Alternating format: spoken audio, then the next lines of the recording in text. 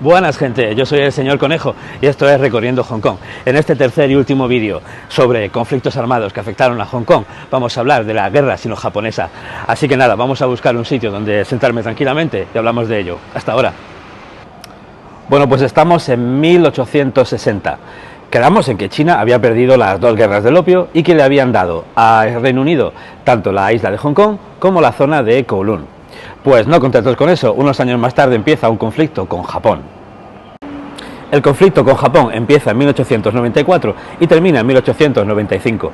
¿Y qué es lo que ocurre? Ocurre que Corea en aquel entonces era un estado vasallo de China, del emperador Qing. Y los japoneses pues también querían tener Corea, así que empieza un conflicto militar. Este conflicto militar dura unos 6 meses. Y a los 6 meses China pide la paz y se rinde. ¿Por qué? Bueno, pues porque primero, estaban muy debilitados después de la guerra del opio. Segundo, las armas que tenía eran más viejas y peores que las que tenían los japoneses. Y tercero, el entrenamiento que tenían con esas armas era incluso menor del que tenían los japoneses en su ejército. Así que tienen poco que hacer y pierden la guerra.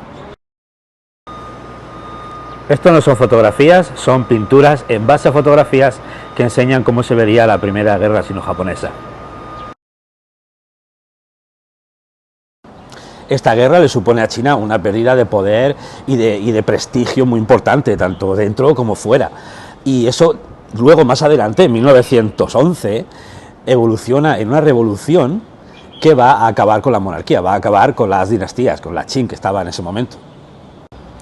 Pero bueno, han perdido la guerra con los japoneses y les toca firmar el Tratado de Shimonoseki. Este tratado tiene dos castigos para China. El primero es pagarle una indemnización a Japón. Lo que pasa es que China no tiene dinero, está en la ruina, y los rusos se lo financian. Y también el segundo castigo es ceder la isla de Taiwán a Japón, donde entonces se convierte en territorio japonés. Este es el texto del Tratado de Shimonoseki. Está escrito en japonés y en chino. Esta primera guerra sino-japonesa termina en 1895 y para 1899 el gobernador de Hong Kong está bastante preocupado, está diciendo que bueno, Hong Kong está muy desnudo, está muy desprotegido, China no tiene poder para protegerle, así que lo que habla con el emperador de Japón, de China, es que quiere ceder la última parte de Hong Kong, nuevos territorios, al Reino Unido y unificar todo Hong Kong dentro del poder de Reino Unido para que se esté mejor protegido. Y efectivamente China accede y todo Hong Kong pasa finalmente a ser parte del Reino Unido. Las tres divisiones del territorio de Hong Kong se mantienen así hasta el día de hoy.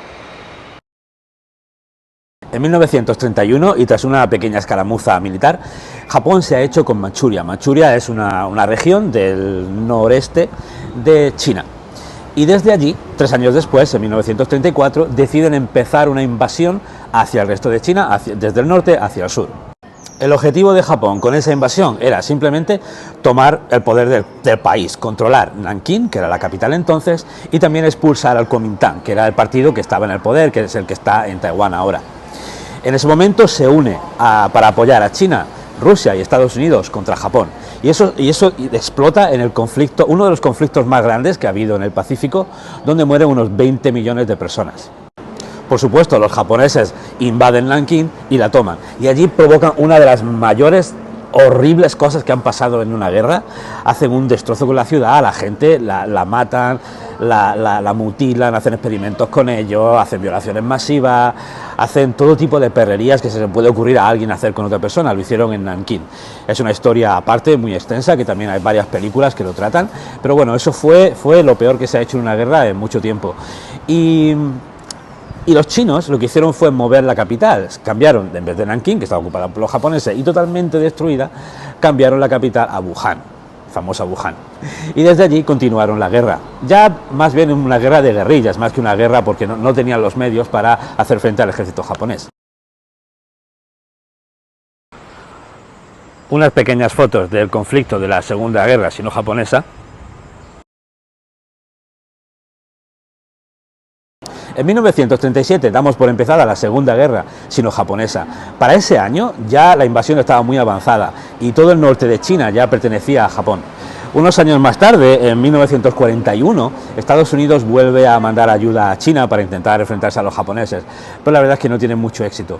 Y ya para 1944, prácticamente China entera pertenece a los japoneses, excepto una franja que queda en el sureste, donde siguen ofreciendo resistencia. Esta situación de ocupación se mantendría en el tiempo hasta que después de Pearl Harbor y las dos bombas atómicas, finalmente Japón se rinde y termina la Segunda Guerra Sino-Japonesa, que más bien fue simplemente una invasión y una ocupación del país.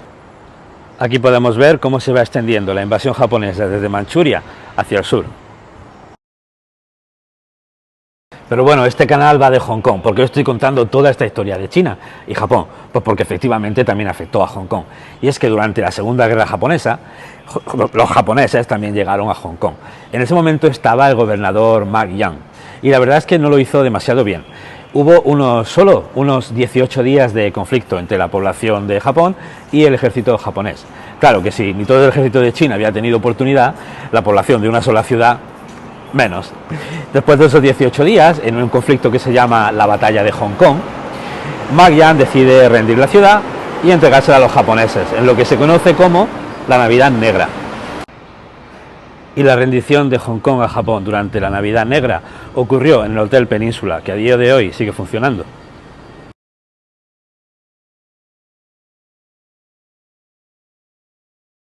¿Y cómo era Hong Kong para vivir bajo el dominio japonés? Pues la verdad, nada bueno. Para empezar, los japoneses tiraron un montón de edificios, hicieron demoliciones incluso de sitios muy importantes culturalmente y de gestión, para construir cosas que fueran útiles para ellos y para su ejército. Y luego también los hospitales. La mayoría de los hospitales estaban o ocupados exclusivamente para japoneses o desvalidos, totalmente sin medios, sin recursos y sin nada suficiente como para atender a la gente que los necesitaba. Por supuesto, las violaciones masivas, eso no se lo quita a nadie, a los japoneses. Y a los que estaban parados, a los que no tenían trabajo, los mandaban forzosamente a China, para sobre todo ahorrar recursos de la ciudad. No querían tener a gente que no produjera en Hong Kong.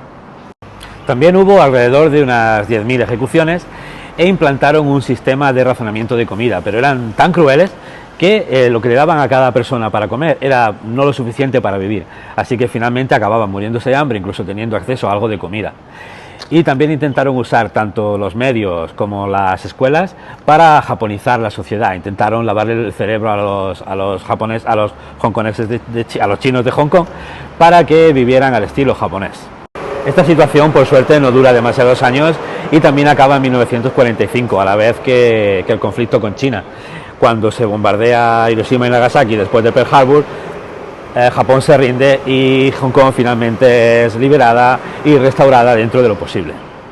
Y con esto ya terminamos la trilogía de la guerra que hemos estado hablando últimamente. Espero que os haya gustado mucho y si tenéis curiosidad por algún otro conflicto o por alguna época histórica que queráis conocer, yo puedo traerosla. Por ejemplo, qué pasó durante la batalla de Hong Kong.